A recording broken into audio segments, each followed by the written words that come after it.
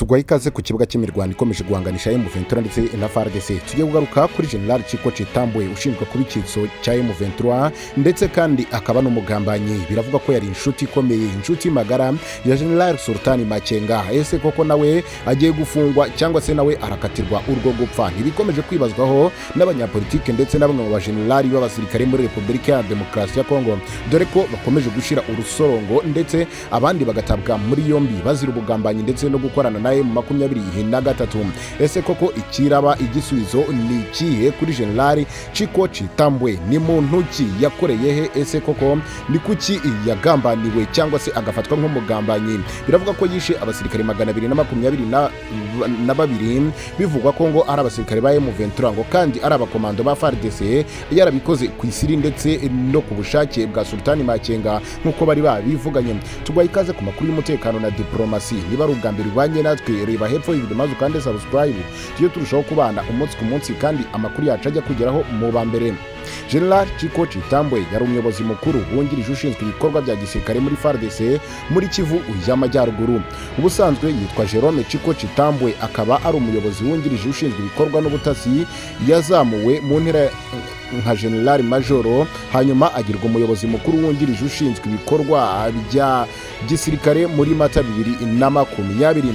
Jerome Chiko Chitambwe ukomoka mu mujyi wa Miabi muri Kasai y'Iburasirazuba, n'umutekinisiye mu bikorwa bya gisirikare kuva muri 2016. Ni General Chiko Chitambwe. Chiko kandi yagiye gukora imenyereza mwuga ku ishuri ry'abakozi ba batayo mu Bushinwa, nk'uko amakuru avuga. Felix Tshisekedi na Chiko Chitambwe bahuye mu Kuboza 2018 ubwo General Chitambwe yatesheje agaciro igice cyari giteganyijwe na Mayimayi cyo kurwanya Tshisekedi na Kamere mu gihe cyo kwiyamamaza Ibeni mu gace ka Butembo.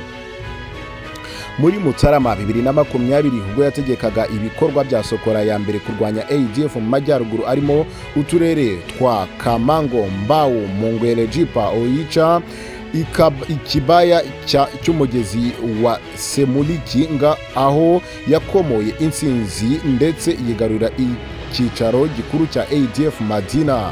Si ubwa mbere kandi Repubulika ya Demokarasi ya Kongo ifunze umujenerali ushinjwa ubugambanyi, kuko hari abamubanjirije igikorwa kigenda gifatwa nko gutsindwa kwa FARDC, bigatuma benshi mu basirikare bakomeza gufungwa.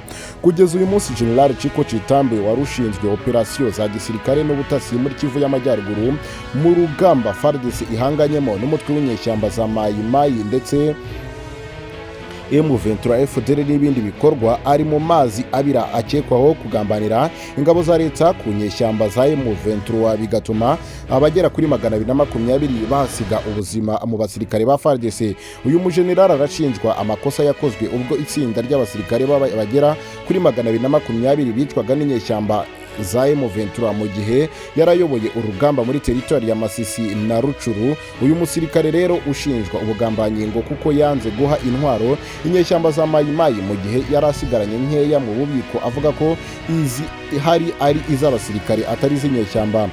Bagenderaho rero bavuga ko yari yagambaniye ingabo zabo ngo zize gushirira ku rugamba ndetse zize kumarwa n'indege ya Sukhoi 25 nyuma y'urupfu rw'aba komando. Uyu mujenerali yahise ashyirwa mu majwi, atangira gushinjwa ko nawe ari mu byitso bikoreshwa n'inyeshyamba za M23 ndetse atumizwa i Kinshasa kugira ngo ajye gusobanura iby'izo mfu z'abasirikare zitigeze zivugwaho rumwe n'abakomoka muri Repubulika ya Demokarasi ya Kongo ndetse n'abari gukurikiranira hafi intambara ya M23 na FARDC. Ese koko biraza